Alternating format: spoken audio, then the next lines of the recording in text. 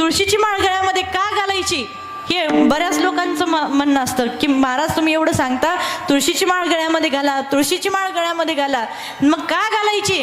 ऐका, हा देह नरदेह आपण जो भगवंताला एखाद्या वेळेस प्रसाद अर्पण करतो, बरोबर, सत्यनारायणाची जर पूजा केली तर आपण तो शिरा बनवतो आणि जे पंचामृत जे असेल ते भगवंताला अर्पण करतो आणि ते अर्पण करत असताना आपल्याला ब्राह्मण सांगतात की त्याच्यावर एक काय ठेवा, तुळशीचं पान ठेवा, तुळशी पत्र त्याच्यावर ठेवा. मग ते तुळशी पत्र जर ठेवलं तर भगवान परमात्मा त्याचा स्वीकार करत असतात असं सांगितलं जातं. मग हा देह आपल्याला कोणी दिलेला आहे?